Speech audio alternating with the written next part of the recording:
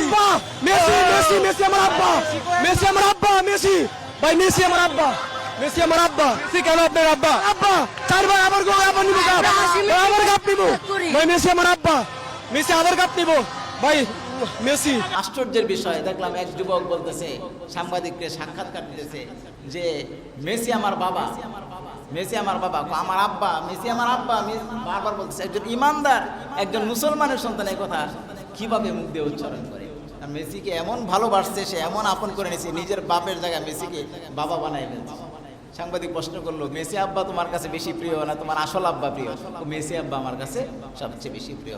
সকলে চিৎকার দিয়ে বলে নাউজুবিল্লাহ। একজন অমুসলিম খ্রিস্টানকে, আল্লাহর দুশমনকে যে বাবা ঘোষণা দিতে পারে, তার হাসর কার সাথে হবে? আল মারউ মা মান আহাব্বা, আল্লাহর রাসূলের স্পষ্ট হাদিস, যে যাকে ভালোবাসে মহব্বত করে তার সাথে তার হাসর হবে। কি বলেন? হাদিস যদি, এই হাদিস অবশ্যই সত্য, কোনো সন্দেহ নেই। এই হাদিসের অর্থ যদি আমরা বুঝে থাকি, তাহলে যদি মনে প্রাণে নিজের সব থেকে বেশি যে মেসিকে ভালোবাসবে, নেইমারকে ভালোবাসবে, ব্রাজিল আর্জেন্টিনাকে ভালোবাসবে, তার হাসরটা কার সাথে হবে? হাদিস বুঝে থাকলে আপনারাই বলেন। যে যাকে ভালোবাসবে তার সাথে তার হাসর হবে। নাউজুবিল্লাহ। আমাদের ঈমান কি পর্যায়ে চলে গেছে আল্লাহ চিন্তা করে। আর কিছু মানুষ তো ওই খেলা দেখতে দেখতে নিজের প্রিয় দল হেরে যাওয়ার কারণে ফাঁসি নিয়ে দুনিয়া থেকে বিদায় নিয়ে চলে গেছে। তো এই যে অধপতন, আমাদের সারা রাত জেগে খেলা দেখে, ফজরের আগ পর্যন্ত খেলা দেখে, নামাজের আগ পর্যন্ত খেলা চলে, তারপরেও খেলা দেখো ভালো কথা, যে ইমানদার মুসলমানের সন্তান খেলা দেখে মসজিদে আসো, দু একজন আসে, কিন্তু বেশিরভাগ খেলা দেখে নামাজের আগ মুহূর্তে নামাজ চলতেছে, খেলার ভিতরে চলতেছে, তারপরেও মসজিদে এসে 2 রাকাত ফজরের নামাজ পড়ার মতো সৌভাগ্য কপাল তার নাই। ألم تر إلى الذين تولوا قوما غضب الله عليهم। আল্লাহ পাক রব্বুল আলামিন তার হাবিবকে লক্ষ্য করে বলেন, আলাম তার, আপনি কি লক্ষ্য করেছেন, ইলাল্লাযীনা, তাদের দিকে, আল্লাযীনা তাওয়াল্লাউ, যারা বন্ধু হিসাবে গ্রহণ করে, কওমান, এবং সম্প্রদায়কে, গাযিবাল্লাহু আলাইহিম, যাদের উপর আল্লাহ তাআলার গজব, যাদের উপর আল্লাহ পাক রব্বুল আলামিনের অভিশাপ, যাদের উপর আল্লাহ তাআলা ক্রোধান্বিত এবং আল্লাহ তাআলা রাগান্বিত, যাদের উপর আল্লাহ তাআলার অভিশাপ, অভিশপ্ত জাতি যারা, তাদেরকে তোমরা বন্ধু বানাও। তো ভাইরা আমার, এই যে আল্লাহ তাআলা কথাটা বলছেন, বর্তমান প্রেক্ষাপটে এই আয়াতটা বোঝা একদম আমাদের জন্য সহজ। আমরা কিভাবে অমুসলিমদেরকে, বিধর্মীদেরকে বন্ধু বানাচ্ছি। গত সপ্তাহে আমি বলেছি, খেলাধুলা নিয়ে বিস্তারিত আলোচনা করেছি।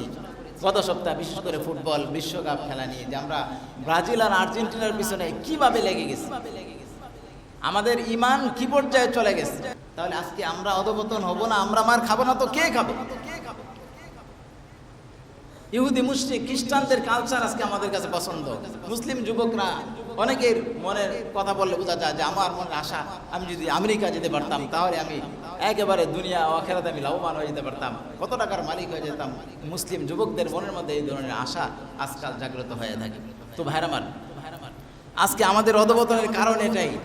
আমরা কোন পথে আছি, কোন মুহূর্তে আমরা এই খেলা নিয়ে পুরা পাগল অবস্থায় আছি, যেই মুহূর্তে ফিলিস্তিন তো শেষ, সিরিয়া শেষ, ইরানের মুসলমানদের উপর বারবার ইসরায়েল আর আমেরিকা বারবার তারা যুদ্ধ অপরাধ চালাচ্ছে।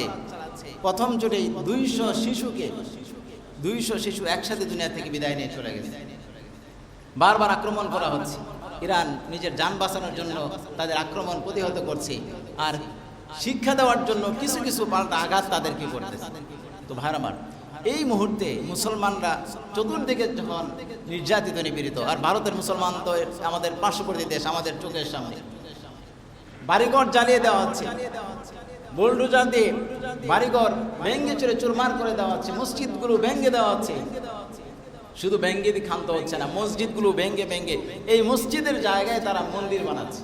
তো ভাই আমার, বন্ধুরা আমার, আজকে মুসলমানরা সারা পৃথিবীতে এমনভাবে নির্যাতিত, নিপীড়িত, মুসলমান মেয়েদেরকে ধরে নিয়ে দর্শন করে মেরে ফেলতেছে, জনসম্মুখে প্রকাশ্যে খুন করতেছে, মুসলমান যুবকদেরকে ধরে নিয়ে যাচ্ছে, নিয়ে পিটিয়ে পিটিয়ে তাদেরকে দুনিয়া থেকে বিদায় করে দিচ্ছে। তো ভাইরা আমার, এত নির্যাতিত, নিপীড়িত এই যে মুসলমানদের উপর নির্যাতন নিপীড়ন, ভালোভাবে মিডিয়াতে এগুলো প্রচার হয় না, কারণ হলুদ সাংবাদিকতা দিয়ে, সাংবাদিক দিয়ে পৃথিবী ভরে গেছে। সব সংবাদ মাধ্যম মুসলমানদের পক্ষের খবরগুলো ভালোভাবে প্রচার করে না, মুসলমানদের বিপক্ষের খবরগুলো মুসলমানদের মধ্যে একটা তিল পরিমাণ কিছু পেলে এটা তাল বানিয়ে বিশাল বড় বানিয়ে এমনভাবে প্রচার করে। আজকে মুসলমান সারা পৃথিবীতে দেখেন মিডিয়াগুলো মুসলমানদেরকে জঙ্গি হিসাবে ধরে তোলার জন্য উঠে পড়ে লেগেছে। কোন মুসলমান? সারা পৃথিবীতে যারা মার খায়, নির্যাতিত নিপীড়িত, মার খাইতে খেতে মুসলমানদের অস্তিত্ব নিয়ে টান দিতেছে, সারা পৃথিবীতে মার খাইতেছে, আবার মুসলমানদেরকে তারা জঙ্গি নাটক সাজাই দিচ্ছে। কি বলেন, কথা ঠিক না বেঠিক? আর সেই মুহূর্তে খেলাধুলা নিয়ে, এগুলো নিয়ে তো চিন্তা করার সময় নেই আমাদের। খেলাধুলা নিয়ে বিভিন্ন জিনিস নিয়ে আমরা মেতে আছি, আনন্দ ফুর্তি করতেছি, আর এক সাইড দিয়ে মুসলমানদেরকে এক পাশ থেকে মারতে মারতে সারা পৃথিবীতে মুসলমানদেরকে কচু কাটা করতেছি। আজকে আমাদের অবস্থা এমন। ভারতে নামাজ পর্যন্ত পড়তে পারে না, নামাজের সময় মসজিদের ভিতরে ঢুকে ডুল তবলা নিয়ে অস্ত্র নিয়ে তারা ঢুকে যাচ্ছে, এভাবে মুসলমানদেরকে মারতেছে। রাস্তা দিয়ে হেঁটে যাচ্ছে মা বোনেরা, গাড়ি দিয়ে যাচ্ছে, গাড়ি থেকে নামায় তারা নির্যাতন করতেছে। আর মুসলমানরাই জঙ্গি। ইসরায়েল ইহুদি, এরা তো আগের থেকে অভিশপ্ত জাতি।